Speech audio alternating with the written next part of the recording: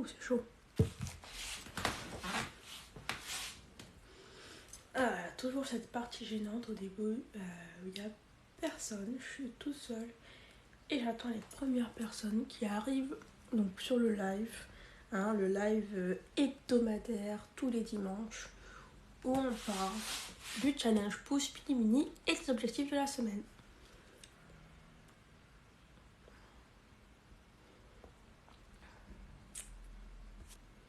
Bon, normalement j'ai un bouton pour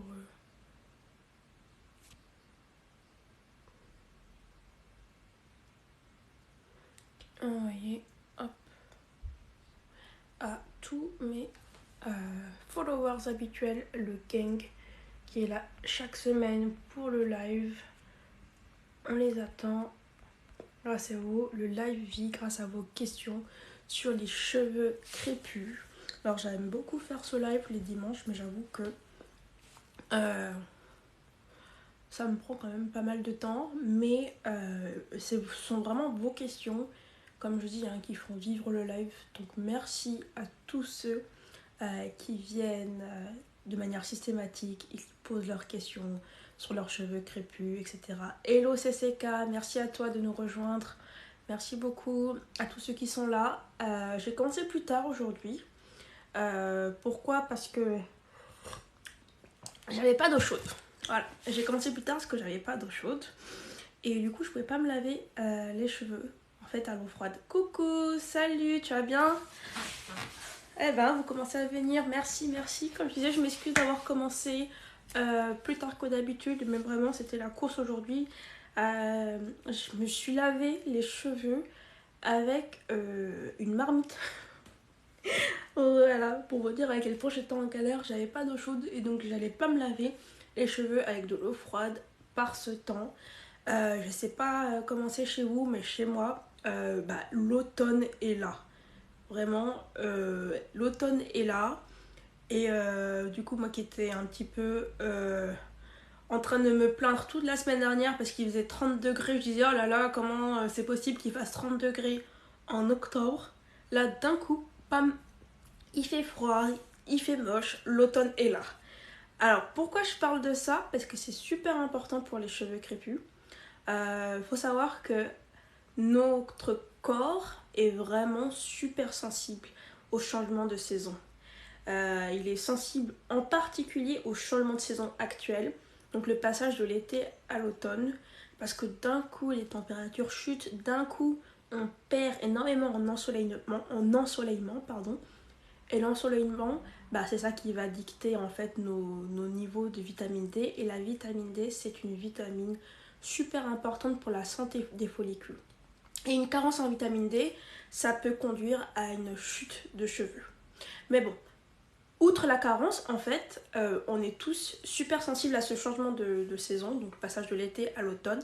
Et donc si vous remarquez en ce moment que vous perdez pas mal de cheveux, ça peut être normal, d'accord? C'est parce que c'est dû à ce changement de saison.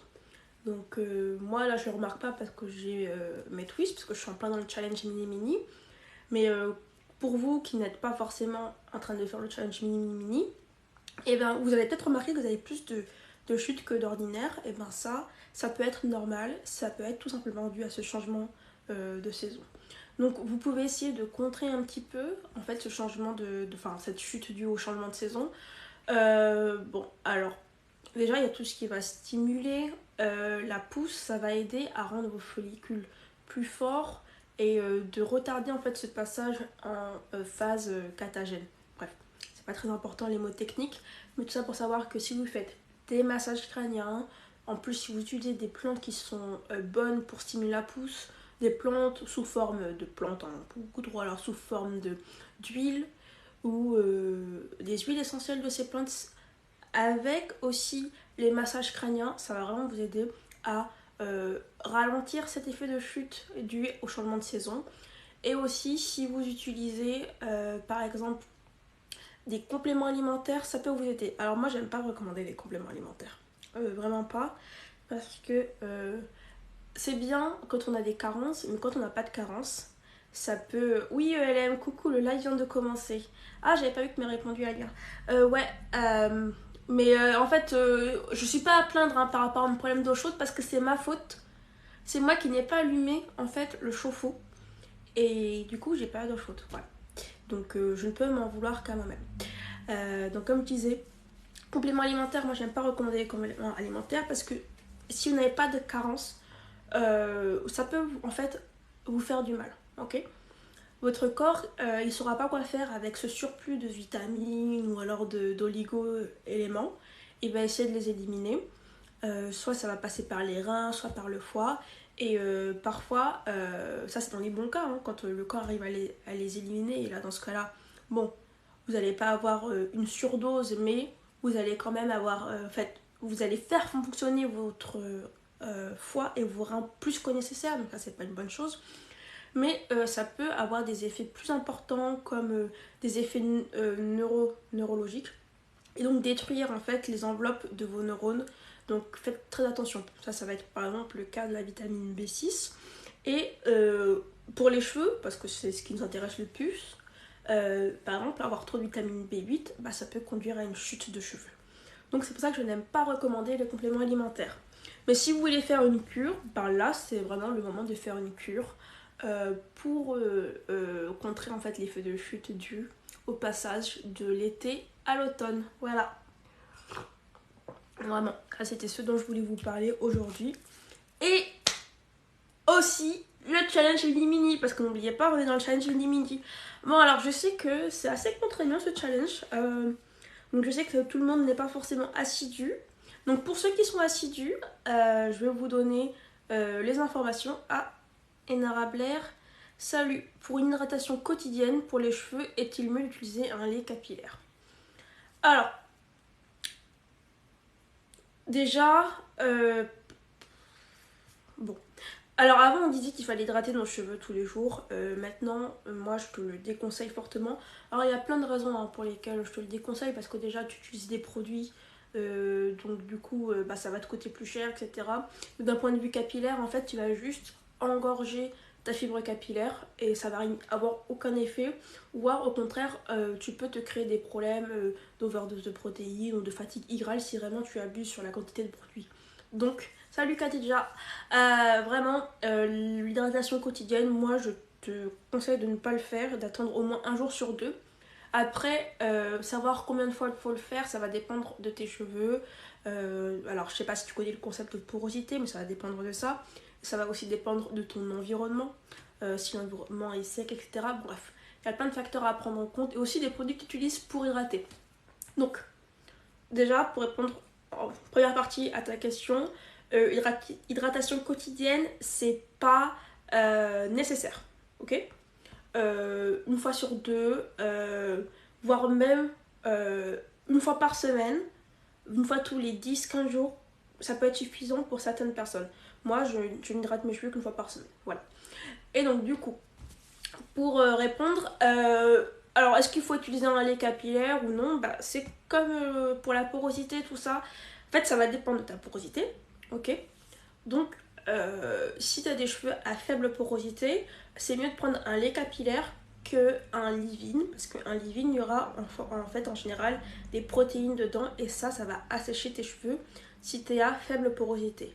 Par contre, bonsoir Diara, si tu es à forte porosité, c'est peut-être plus intéressant pour toi d'utiliser un leave-in parce que tu seras en fait, tu auras besoin de plus de protéines et plus fréquemment. Voilà. Donc du coup, moi, ce que je te conseille, c'est lait capillaire si tu es à faible porosité. Et si tu utilises ton lait capillaire et que ça ne marche pas, alors passe sur un leave-in. Ok? Et c'est toujours pas mal de rajouter un corps gras comme une huile ou du beurre pour vraiment maximiser la rétention d'hydratation. Après, il faut savoir que dans les laits capillaires, il y a déjà de l'huile, il y a déjà des beurres. Hein, si vous regardez la liste des ingrédients, il y a des huiles, il y a des beurres. La plupart du temps, c'est du beurre de karité, etc. Donc, il y en a déjà. Alors, il y en a qui disent qu'il ne faut pas en rajouter, il y en a qui disent qu'il faut en rajouter. Fais ce qui fonctionne le mieux sur tes cheveux. Ok? Alors, teste. Tu fais une phase de test. Et en fonction des résultats de tes tests, tu trouves ta routine. Ok? Après, c'est toujours intéressant de voir ce qui est recommandé pour avoir des idées de ce que tu peux tester ou pas. Donc, les capillaires plus huile, c'est ce qui est le plus souvent conseillé. Donc, essaye. Après, si tu vois que tes cheveux ils sont secs et trop gras, alors c'est que déjà ton lait capillaire il hydrate pas du tout les cheveux et que tu mets trop d'huile. Donc, change de lait capillaire et utilise une huile moins lourde ou un beurre moins lourd. Voilà. Bonsoir Diara. Alors, pour la chute de cheveux, alors, j'ai pas qu'une seule solution. Parce que la chute de cheveux, de rien, Enara Blair, de rien. Pour la chute de cheveux, en fait, la solution va dépendre de la cause. Ok. Donc, c'est pour ça que je dis que je n'ai pas une solution contre la chute de cheveux. Toujours traiter un problème à sa source, à sa racine. Alors, excusez-moi, je vais boire un petit peu.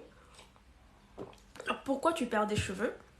Alors, la plupart du temps, la chute de cheveux, c'est d'origine hormonale. Donc, ça va être un déséquilibre hormonal qui va faire que ton cycle de pousse, il va pas être, il va pas fonctionner correctement. Ça va vraiment impacter ton cycle de pousse. Et du coup, tes cheveux, ils vont passer plus vite en phase de chute que nécessaire. Ok? Ah, c'est après ton accouchement. Ok, donc du coup, ça a un nom particulier, ça. Ouais. C'est de l'alopécie postpartum. C'est tout à fait normal. Et là, c'est purement hormonal. Donc, c'est ce que je disais tout à l'heure. La plupart du temps, c'est dû à un déséquilibre hormonal. En fait, dans notre corps, on a plein de types d'hormones, etc. Mais on a deux grands groupes. Ouf, voilà, vraiment, le dimanche, je suis fatiguée, j'arrive pas à parler. Alors, on a les hormones qui sont type mâle, qu'on appelle androgènes. Et on a les hormones type femelle, donc ça va être plein d'hormones différentes. Hein. Par exemple, il y aura les oestrogènes qui sont très connus, etc. Et c'est cet équilibre qui est très important pour tout dans le corps, mais aussi pour les cheveux, parce qu'on est là pour les cheveux. Alors que tu sois un homme ou une femme, tu as les deux types d'hormones. Les hormones type femme, elles vont jouer sur la phase de pousse. Elles vont vraiment dicter quand est-ce que tes follicules seront en phase de pousse. Donc ce qui fait que quand tu as des hormones femelles en bonne quantité, etc., tes cheveux ils poussent bien. Et ensuite, les hormones mâles, elles vont plutôt dicter la fin de la phase de pousse. Donc quand ça s'arrête, hop, ça passe en phase où il ne se passe pas grand-chose. Donc ça, c'est la phase catagène. Ensuite, ça tombe. Ça, c'est la phase télogène. Et ça recommence un nouveau cycle de pousse. Mais quand tu es enceinte, tu as plein d'hormones femelles. Ok, t'en as plein parce que t'es enceinte, ok. Donc t'en as beaucoup, et donc ce qui fait que tes cheveux, ils restent presque tous en phase de pousse. Parce que, ouais, je parle de phase de pousse, mais c'est pas tous tes cheveux en même temps qui sont dans la phase de pousse. Donc t'as une partie, en général, je crois que t'as 80% de tes cheveux sur ta tête qui sont en phase de pousse. Mais là, quand t'es enceinte, t'as encore... En fait, tes cheveux, ils sont... Enfin, cette part de tes cheveux qui est en phase de pousse, elle est encore plus élevée. Donc tu perds moins de cheveux. Donc je sais pas si tu l'as remarqué, quand tu étais enceinte, tu devais avoir une tête beaucoup plus fournie. En général, les femmes enceintes, elles ont plein de cheveux, des cheveux vraiment beaux. Ça, ce sont les hormones de la grossesse qui font que tu as plus de cheveux. Sauf que tu accouches, bam, un gros choc hormonal sur ton corps. Tu avais beaucoup d'hormones femelles, hop, ça descend. Tu reviens à un équilibre normal de femme qui n'est pas enceinte, mais ça fait un gros choc sur ton corps. Et tous ces cheveux que tu avais, en fait, qui ne sont pas tombés parce que tu étais enceinte et parce que tu avais beaucoup d'hormones de grossesse, ils vont tomber parce qu'en fait, normalement, ils auraient dû tomber il y a longtemps. Et là, tu vas commencer à perdre plein de cheveux. Voilà. Ceux qui devaient tomber et ceux qui devaient tomber qui ne sont pas tombés et ceux qui devaient tomber maintenant. Et donc ça va causer cette chute excessive, l'alopécie postpartum.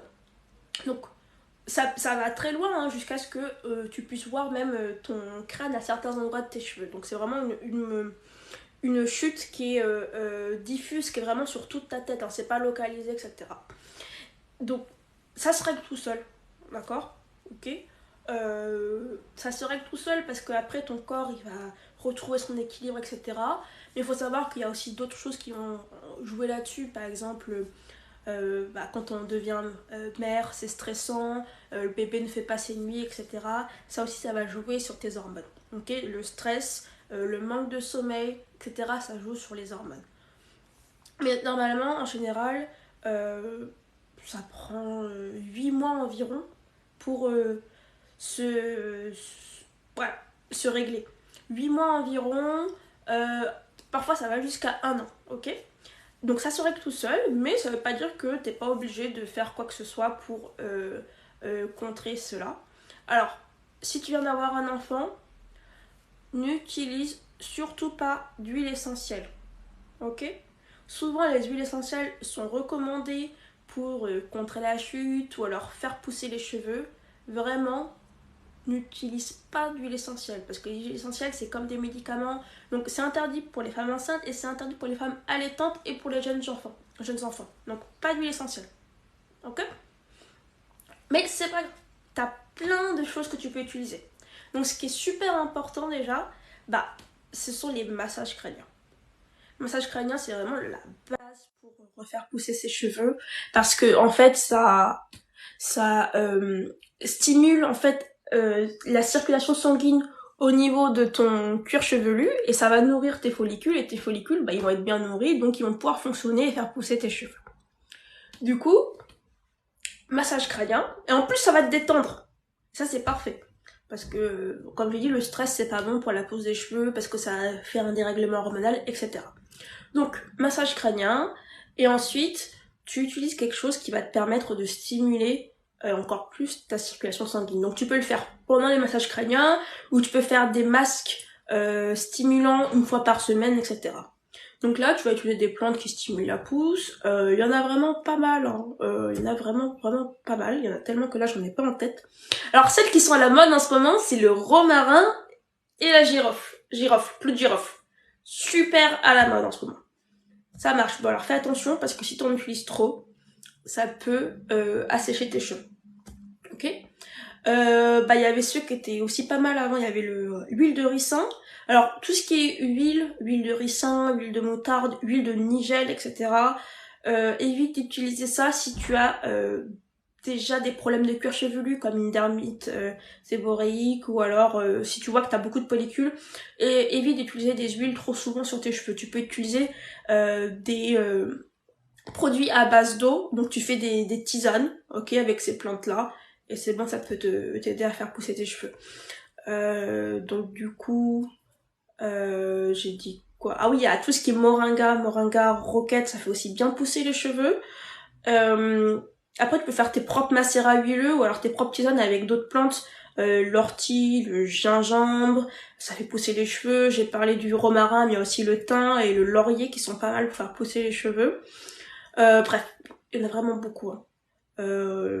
En fait, au fur et à mesure, tu te rendras compte qu'il y a la majorité des produits qui font pousser les cheveux. Parce que, par exemple, l'aloe vera aussi, ça aide à faire pousser les cheveux. Donc, tu appliques ça, mais vraiment sur ton cuir chevelu pour que ça agisse bien. Ok? Ah, j'ai oublié la menthe. La menthe aussi, c'est très bien. La menthe poivrée, très bien pour faire pousser les cheveux.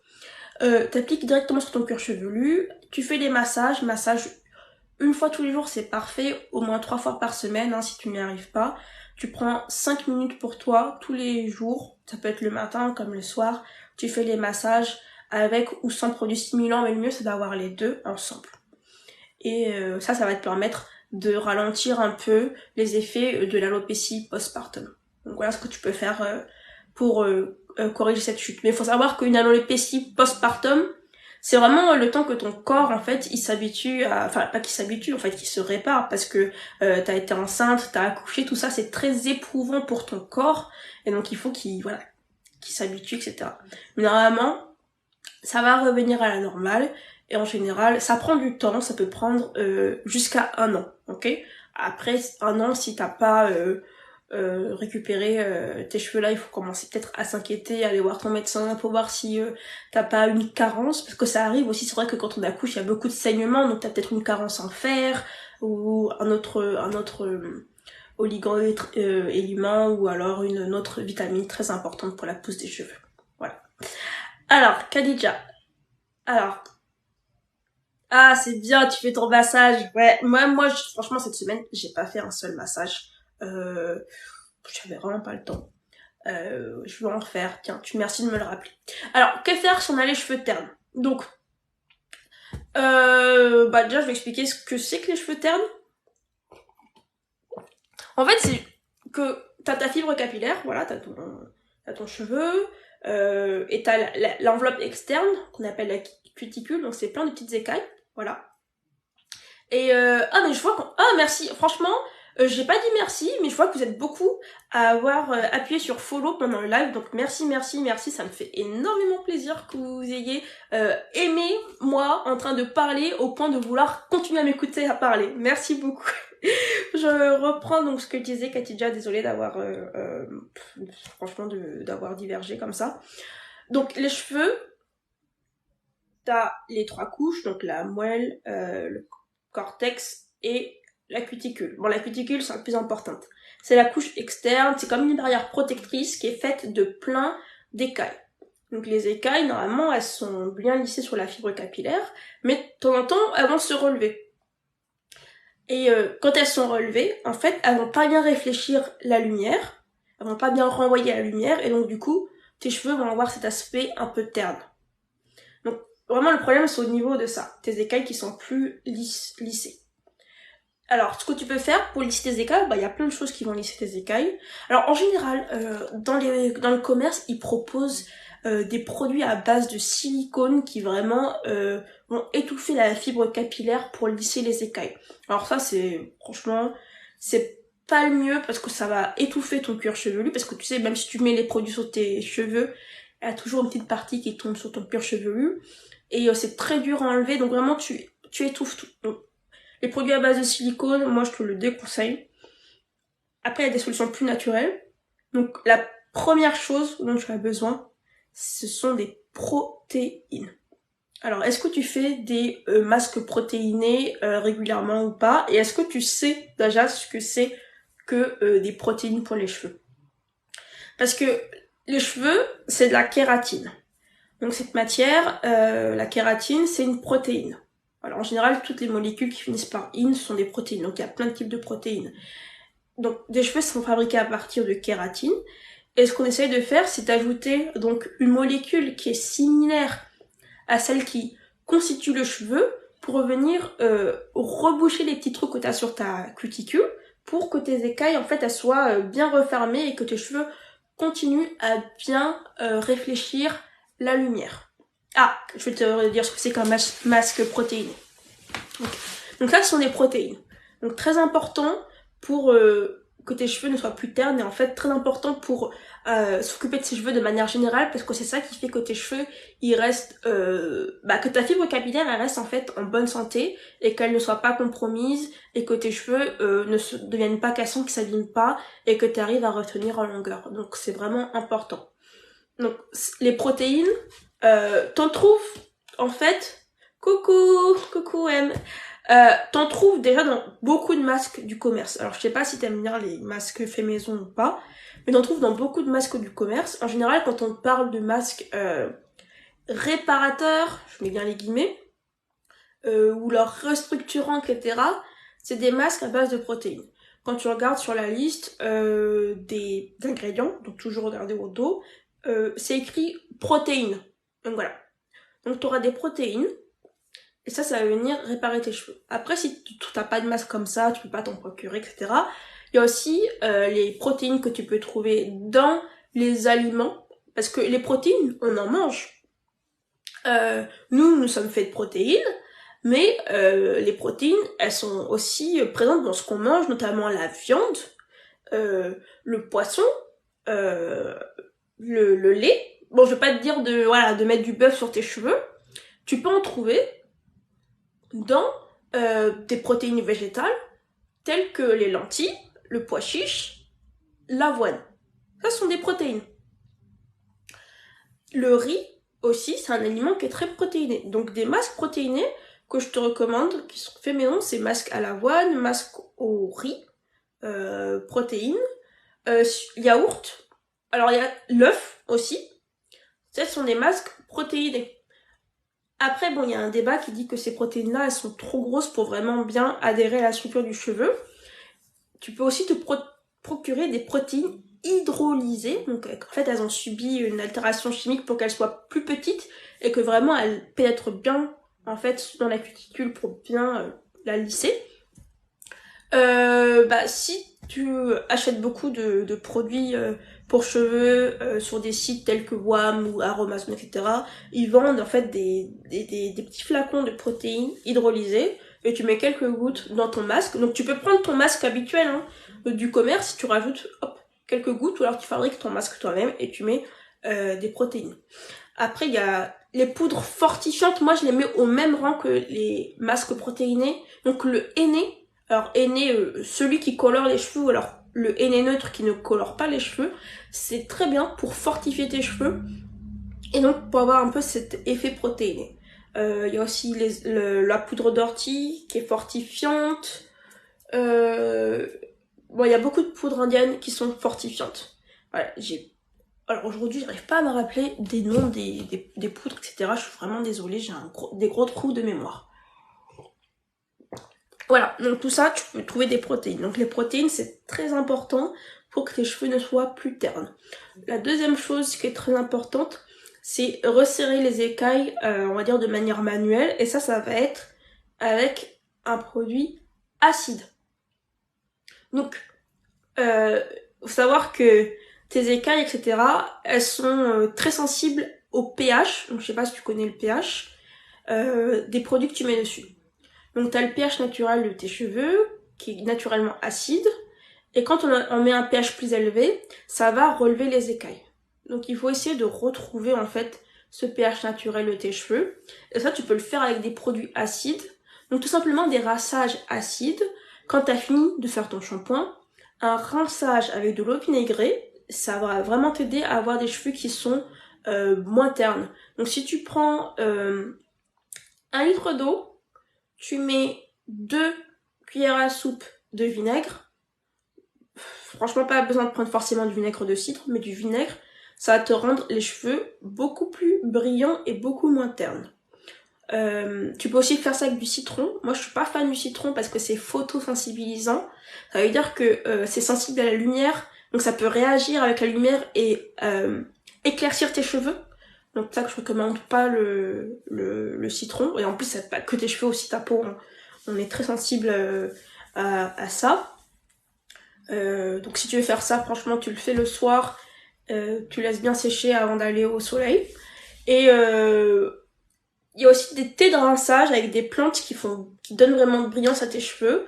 Alors là, la première et la seule que j'ai en tête, parce qu'aujourd'hui j'ai vraiment rien dans la tête, c'est l'hibiscus.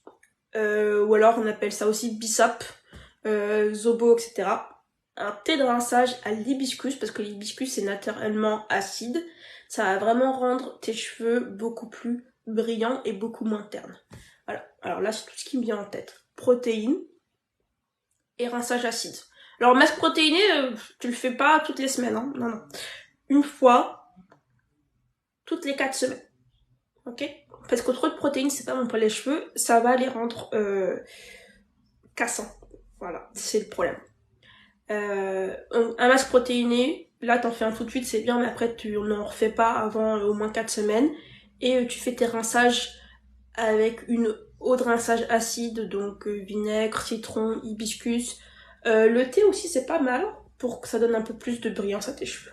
Voilà. Et tu rinces pas, hein. C'est-à-dire que tu finis de te laver les cheveux, tu poses ton masque, tu le rinces. Et une fois que t'as rincé ton masque, t'as planché tes cheveux, tu prends ton eau de rinçage et tu rinces tes cheveux une dernière fois avec et c'est fini. Voilà. Vraiment, ça doit être la dernière eau qui passe dans tes cheveux et tu laisses sécher dans tes cheveux. Alors, j'ai une question qui a disparu. Ah oui, LM, toi aussi t'as pas fait de massage. Non, mais c'est dur d'y penser. En plus, j'avais dit que j'allais faire des lives en semaine pour nous motiver à les faire ensemble. Mais en ce moment, je peux pas, je cours partout. Donc je suis vraiment désolée. Parce que je peux pas vous motiver, mais je peux pas me motiver moi-même. Donc c'est vraiment dans les deux sens. Pensez-y, les massages crâniens, c'est gratuit. Pas besoin d'acheter une tête de massage tu prends tes mains et t'as ton massage crânien qui est fait.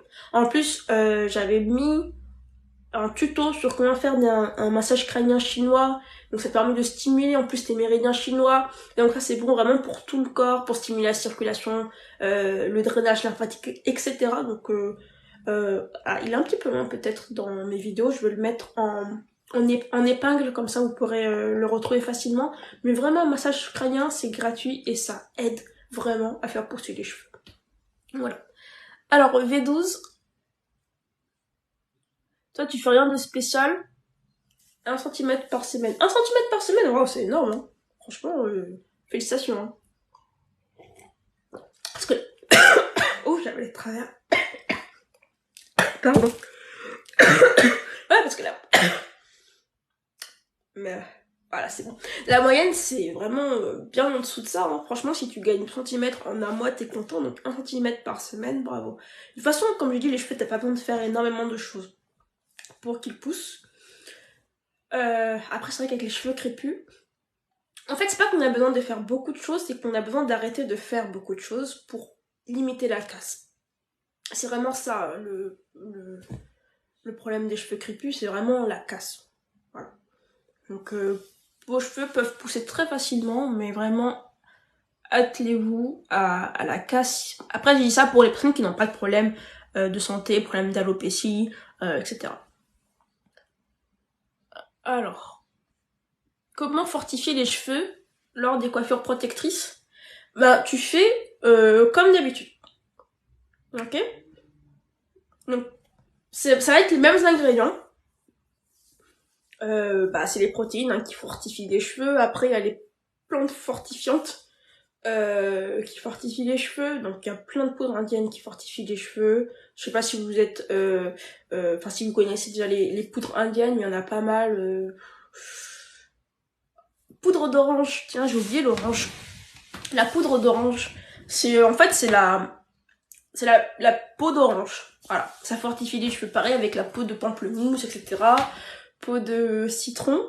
Mais comme je l'ai dit, hein, tous les ingrédients, faut faire attention parce que c'est photosensibilisant. Donc il y a plein de poudres aînées. Après il y a les poudres indiennes, donc un peu moins facile de s'en procurer, comme le Kapoor Kashli, Brahmi, Bringaraj, Amla. Tout ça, ça fortifie les cheveux. Et tu l'utilises en fait pendant que t'as des tresses. Mais le problème principal quand t'as une coiffure protectrice, c'est vraiment d'arriver à pénétrer dans la coiffure protectrice. Et pour ça, il faut vraiment des produits, des masques, etc. fluides. Donc, si tu fais tes masques toi-même, fais-les très liquides pour que ça fonctionne, pour que ça pénètre, ok? Le mieux, là, ce serait vraiment de les faire en eau de rinçage. Parce que comme ça, t'es sûr de pas avoir trop de résidus quand tu vas défaire tes tresses. Moi, là, aujourd'hui, j'ai fait mon masque fortifiant que ça commençait à faire un peu longtemps. Il faut vraiment en faire de manière régulière. Donc là, j'en ai fait un. J'ai fait un masque qui était plus liquide que d'habitude parce que je fais mes masques moi-même. Et je l'ai appliqué sur mes cheveux, j'ai laissé poser et j'ai rincé. Et j'ai rincé pendant longtemps vraiment en pressant bien pour être sûr qu'il n'y ait pas de résidus dedans. Donc ça, c'est très important. Alors, qu'est-ce que je conseillerais? Un masque maison ou un masque du commerce? Je souris parce que moi je déteste les masques du commerce, voilà. Je suis désolée, je vous le dis. Je le déteste. Ça veut pas dire que c'est pas des bons masques, hein, d'accord? Mais moi, je n'aime pas les produits du commerce parce que on sait pas forcément ce qu'il y a dedans et on a besoin vraiment de faire beaucoup de recherches pour comprendre en fait la liste des ingrédients. Et ce qui fait que... Enfin, moi, j'ai pris le temps de le faire, mais c'est pas forcément le cas de tout le monde, pas forcément à la portée de tout le monde. Donc, moi, je préfère les masques maison pour cette raison-là, parce qu'au moins, on sait vraiment ce qu'il y a dedans. On peut vraiment contrôler ce qu'il y a dedans. Si aujourd'hui, j'ai besoin d'un masque protéiné, je peux mettre des protéines. Si je veux pas de protéines du tout, bah, il y aura pas de protéines. Et j'ai pas besoin d'acheter 25 000 masques différents. Et en plus, je trouve que les masques du commerce, ils sont quand même assez chers. Alors qu'avec les masques fait maison, c'est moins cher. Mais fait maison, ça veut pas dire sans danger. Parce que si on sait pas bien formuler ses masques, bien sûr, on peut abîmer ses cheveux. Et aussi, ça prend beaucoup plus de temps. Parce que faut le fabriquer et faut le laisser poser plus longtemps pour que vraiment ça agisse bien. Donc du coup, moi je te conseillerais forcément un masque fait maison, mais je suis biaisée, ok? Je suis vraiment biaisée sur ce point-là. Donc fais ce qui est le plus simple pour toi. Si tu préfères quelque chose qui vient du commerce et que t'as un bon masque qui vient du commerce, bah utilise-le. Mais moi je suis vraiment biaisée sur ce plan-là. Après, ce qui est toujours bien, c'est de prendre un masque du commerce comme base, et bah un masque hydratant, et de rajouter des choses dedans en fonction de ce qu'on veut. Si on veut un masque fortifiant protéiné, on rajoute des produits fortifiants dedans. Si on veut un masque nourrissant, on rajoute des produits nourrissants dedans. Si on le trouve pas assez hydratant, on rajoute des produits hydratants. Ok, ça fait une base. Comme ça, les jours où on n'a pas le temps, on l'applique directement. Et les jours où on a des besoins spécifiques, on applique les produits dont on a besoin dedans. Et on a un masque qui est fait et qui fait beaucoup plus rapidement que pardon, qu'un masque qu'on fait de A à Z. Donc voilà. ELM, n'importe quel thé pour le rinçage. J'ai parlé de ça. Je sais plus de quand est-ce que j'ai parlé de ça. Oh là là. Est-ce que j'en parlais au moment où je disais un rinçage acide? Ouais, n'importe quel thé, c'est-à-dire un thé, thé vert, thé noir, c'est acide. Après, en général, il y a plein de plantes qui fonctionnent pour les cheveux. Donc si t'as un thé vert avec autre chose dedans, ça peut être bon pour les cheveux. Par exemple, thé vert au citron, ça va être bon pour les cheveux. Ou thé noir au citron, ou thé vert à la menthe. La menthe, bah ça fait pousser les cheveux et c'est un petit antiseptique. Donc ça va être bon pour les cheveux. Moi, ce que je faisais pendant un moment, c'est que je prenais le thé noir à la vanille et ça sentait super bon. Comme ça, j'avais les cheveux qui sentaient super bon. Après ah, pardon. Après mon shampoing.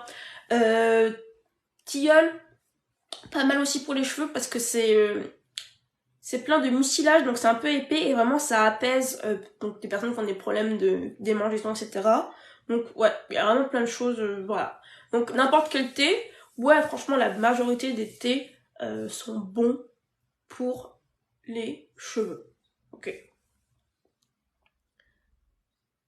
Ah, merci beaucoup. Merci. Oui, c'est vrai que je me mets pas souvent en afro. Oui, c'est à ELM que je te réponds. Merci. Je mets pas souvent mon afro parce que c'est beaucoup de travail en afro et je suis quelqu'un de très fainéant. Donc merci beaucoup pour le compliment. T'as que du matcha? Bah c'est du thé, hein. Matcha c'est du thé. C'est une variété de thé, mais c'est du thé, donc ça marcherait pour comme eau de rinçage. Après, en fonction du thé que tu prends, t'auras pas forcément les mêmes propriétés. Certains thés, ils sont beaucoup plus acides que d'autres. Certains thés auront plus d'antioxydants que d'autres. Donc, les antioxydants, c'est très bien. Par exemple, pour garder tes cheveux bien brillants. Donc là, ça me rapporte à la première question sur les cheveux ternes. Donc, en général, ce sont les thés verts qui ont le plus d'antioxydants. Et les thés noirs, ils ont le plus de caféine. Et la caféine, ça fait pousser les cheveux. Donc ça, c'est intéressant aussi.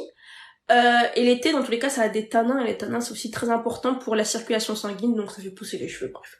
Donc n'importe quel thé, ouais. Franchement, n'importe quel thé. Voilà. Du coup, moi, j'étais en train de parler, il y a très longtemps, des objectifs de cette semaine. Je crois qu'on entre dans la 7e semaine du challenge. Franchement, ça passe super vite. Moi, j'ai fait un masque fortifiant. Donc, je vous conseille de faire un masque fortifiant. De rien, Hélène. De rien. Parce que, comme je dis, on est dans la 7e semaine. Donc, si vous n'en avez pas fait jusque-là, ça veut dire que ça fait au moins 7 semaines que vous n'avez pas fait de masque fortifiant. Et ça, c'est pas une bonne chose. Les masques fortifiants, c'est un truc super important.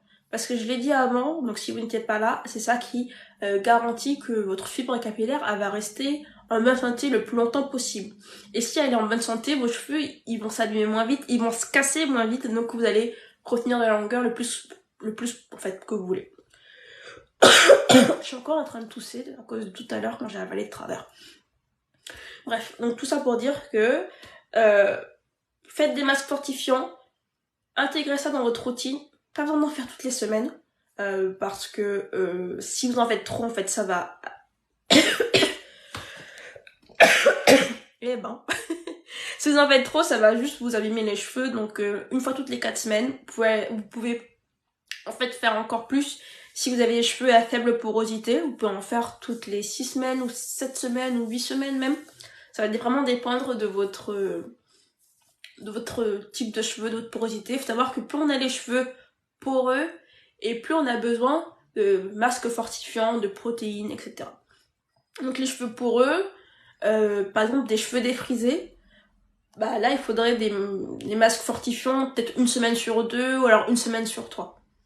Parce que ça, ce sont des cheveux avec une fibre capillaire qui est beaucoup plus ouverte que des cheveux à faible porosité où là elle est vraiment très fermée, donc on n'a pas besoin vraiment de rajouter des protéines pour combler les petits trous. Voilà, donc vraiment faites un masque fortifiant. Si vous n'en avez pas, il y a tout ce que j'ai recommandé jusque là.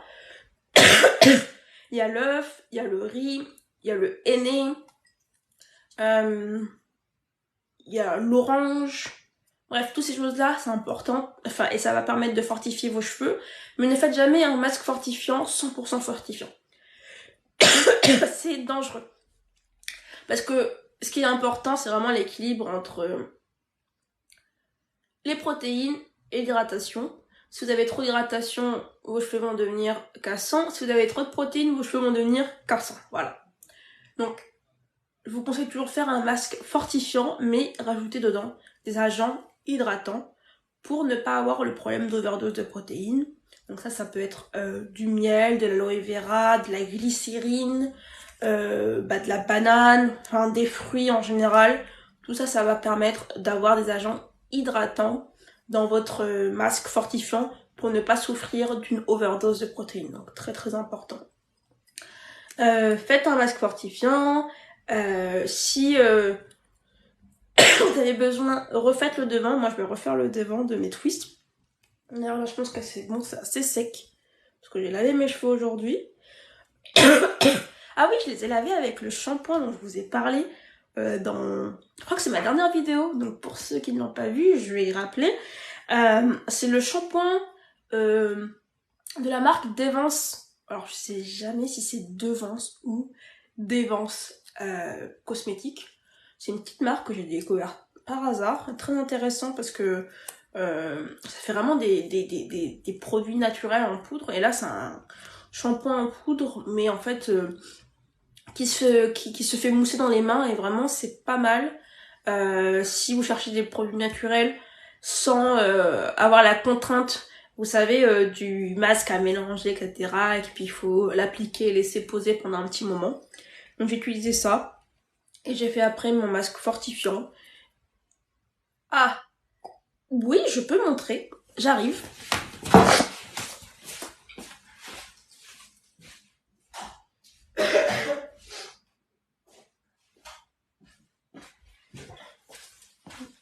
Alors, franchement, LM, t'as de la chance, hein, parce que tu vas avoir ça en avant-première. J'ai fait une vidéo là-dessus. Franchement, je suis trop en retard dans mes posts. J'ai fait une vidéo là-dessus pour vous montrer la texture quand on le mouille. En fait, c'est une poudre. Oh, je sais vraiment pas comment je vais faire pour vous montrer ça sans que ça tombe partout. C'est une poudre. Je sais pas si tu vois. Voilà, c'est une petite poudre. Comme ça. Donc, vraiment une poudre très fine. Donc c'est ça qui est intéressant. Et je n'ai pas pris d'eau.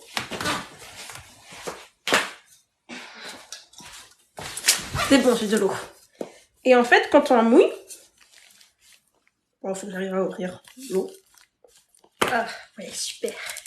Quand on mouille...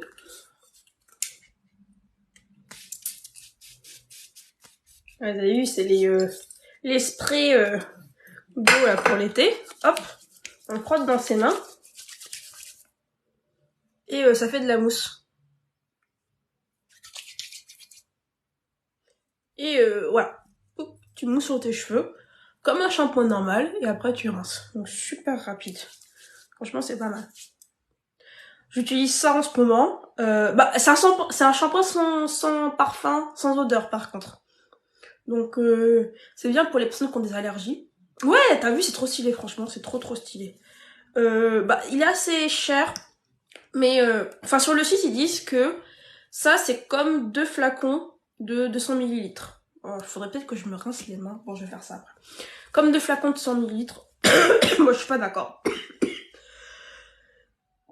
Ah, vous allez penser que je suis malade à force, je suis pas malade. Je suis pas d'accord, faut quand même en mettre pas mal pour bien nettoyer ses cheveux, même, enfin surtout si on a fait un bain d'huile avant, ce qui est systématiquement mon cas. Donc faut quand même en mettre pas mal, mais franchement, bah j'ai oublié ce que je voulais dire. Mais ouais, c'est assez stylé. Il est composé de quoi? Bah plein de choses. Donc, le premier ingrédient, c'est l'ingrédient que j'aime le moins. Parce que moi, je vous ai dit, j'adore quand c'est super naturel. Et c'est du disodium lauryl sulfosuccinate.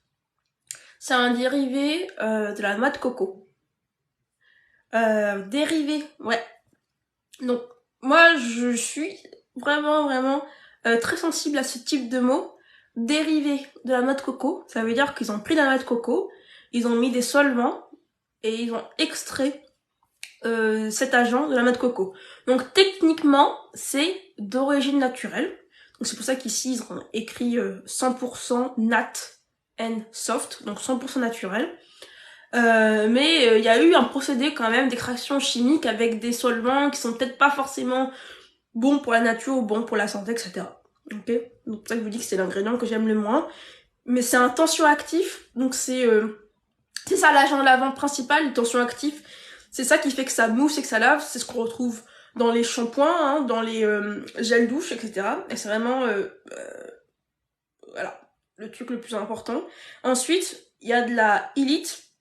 Illite, c'est de l'argile. Avena sativa kernel flour.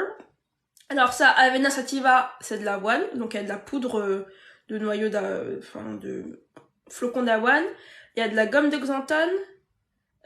Inuline, ça c'est pour adoucir les cheveux. Marante, ah oui, la marante dictam, c'est une poudre.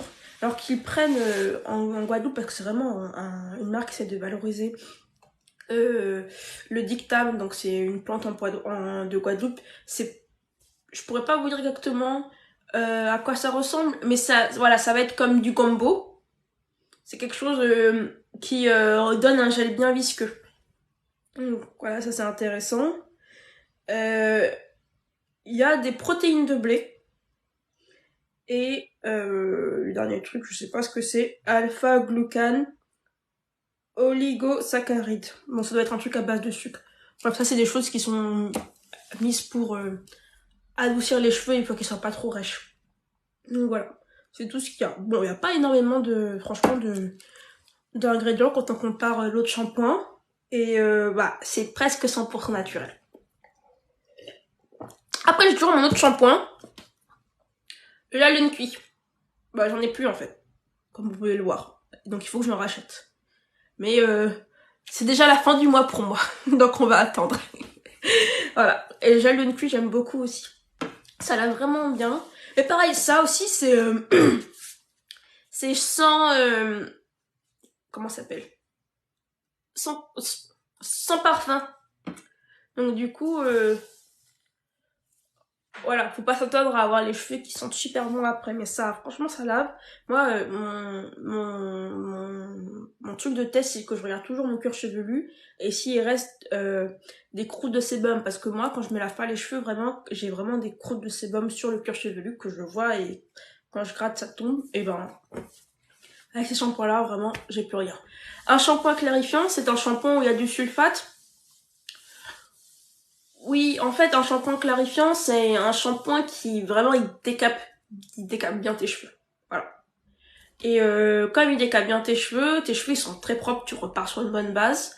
Et en général, ce qui est utilisé pour bien décaper les cheveux, ça va être des sulfates. Du SLS, sodium lauryl sulfate, et l'autre que j'ai oublié. Voilà. Mais après, tu peux clarifier tes cheveux sans sulfate avec de l'argile.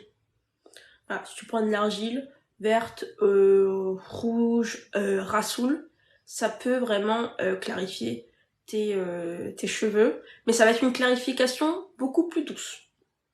Ok? Donc, euh, en vrai, moi je faisais ça pendant un petit moment, la clarification à l'argile, et je trouve que ça enlève pas tout. Et que c'est bien de faire un shampoing doux avant et ensuite faire une clarification avec l'argile pour être sûr de plus avoir aucun résidu. Alors, ah c'est pas coconut, c'est coconut. Coucou. Tu préfères les twists ou les braids? Bah moi je préfère les twists. Franchement, je pense que si vous me suivez depuis un petit moment, vous avez remarqué que j'ai tout le temps des twists. Je crois que j'ai pas eu une seule fois des braids cette année. Ah si, quand j'ai fait mon challenge chez B, je préfère les twists parce que c'est vraiment rapide à défaire. C'est la raison pour laquelle je préfère les twists. Ça se défait vraiment facilement. Mais après, bah, l'un comme l'autre, en fait, ils ont leurs inconvénients. Les twists, le problème, c'est que ça fait on va dire ça lox. Déjà ça se garde beaucoup moins longtemps que les braids. Euh, et puis quand on les mouille en fait, les petits cheveux ils sortent et puis ils se mélangent entre eux et ça peut faire des gros nœuds vraiment énormes. Donc vraiment si tu fais des twists, je te déconseille de les garder trop longtemps pour éviter cet effet un peu loxé des twists. Mais moi je préfère les twists parce que ça se défait plus que les braids, parce que les braids vraiment ça se défait pendant des heures et des heures. Je me rappelle la dernière fois, enfin une fois j'avais décidé de faire un braid out pour sortir et je suis arrivée une heure en retard, voilà, parce que j'avais pas anticipé que ça allait prendre autant de temps. Et en général, les gens qui font des braid out, ils le disent toujours, ça prend vraiment beaucoup de temps de faire un braid out. Donc défaire les braids, de manière générale, c'est beaucoup plus long, mais ça tient beaucoup plus longtemps que les twists. Là, c'est vraiment les inconvénients des braids et les twists. Donc voilà.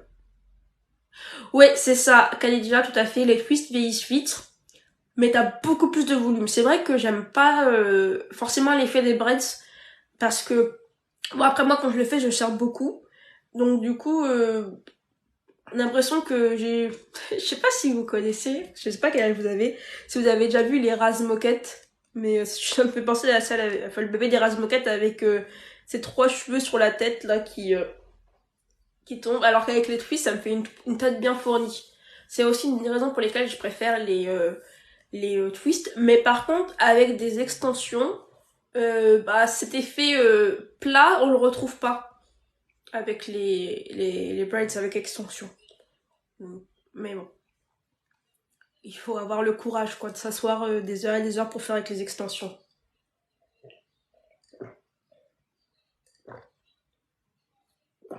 Les braids restent plates, ouais. D'accord. Mais bon. Euh, Ça fait des années que j'ai pas fait de braids, je pense. Oh, franchement, je sais plus. Parce que j'en ai fait pas la dernière fois. Je suis devenue... je fais partie du twist gang. J'ai commencé à faire des twists moi-même. Je crois que c'était pendant le confinement. Parce que je me suis dit c'est l'occasion d'apprendre à me tresser et depuis je fais que ça et j'ai eu beaucoup de déboires avec parce que les twists si tu vas trop vite quand tu les défais tu peux casser tes cheveux et il y a eu l'année je crois que c'est 2021-2022 où j'ai perdu en longueur parce que je défaisais mal mes mini twists. Donc ça aussi c'est vraiment dangereux, donc vraiment faites attention, faut bien défaire les twists vraiment depuis le... Bah je vais vous montrer. Ah, je vais vous montrer, c'est plus simple. En plus, là, j'en ai sur ma tête. Super. Voilà. Moi, l'erreur que je faisais souvent... Ah, je vais peut-être me rincer les mains, j'ai encore du shampoing dessus. J'arrive.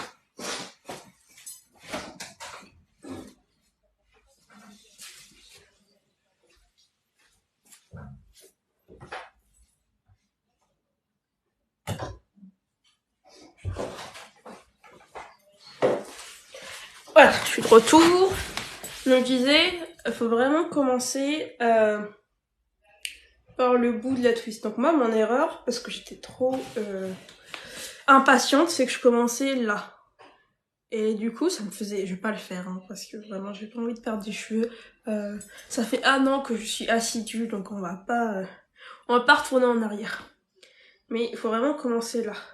Et vraiment, le mieux, c'est d'avoir un produit qui glisse. Là, je vais le faire comme ça, sans produit.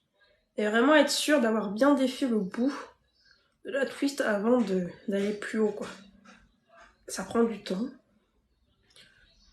Mais si c'est bien fait, ça va. Et si on commence vraiment pas par le bout, on perd tellement de cheveux à cause de la casse. Non mais vous vous rendez compte que moi, parce que j'allais trop vite, en 1 an, mes cheveux étaient plus courts à la fin qu'au début. Donc, c'est vraiment ce que je dis souvent. Faut faire attention, faut pas transformer les coiffures protectrices en coiffures destructrices. Parce qu'on parle souvent de coiffures protectrices, mais on se rend pas compte que toutes les tresses ne sont pas des coiffures protectrices. Parce que si elles sont mal faites, ça va casser les cheveux et au final on va avoir moins de cheveux qu'avant. Et surtout si elles sont mal défaites, ça va casser les cheveux. Parce qu'au moment où on fait les tresses déjà, quand on trace, quand on sépare, on tire sur les cheveux, on a de la casse. Si vous regardez par terre, après avoir fait vos tresses, il y a plein de petits cheveux qui sont tombés, c'est de la casse. Donc ça c'est la partie vraiment destructrice, quand on pose la coiffure. Et l'autre partie destructrice, c'est quand on la défait. Donc là, moi j'ai fait attention, parce que j'ai appris avec le temps. Mais avant, je faisais vraiment pas attention, parce que je me disais, ah c'est bon, mes cheveux ont poussé, voilà. J'en ai marre, je veux aller vite. Du coup, je perdais et je retenais pas en longueur. Donc, toutes les coiffures, toutes les tresses ne permettent pas, les tresses, les twists, n'importe quoi, hein, ne permettent pas de retenir en longueur si elles sont mal faites. Donc là,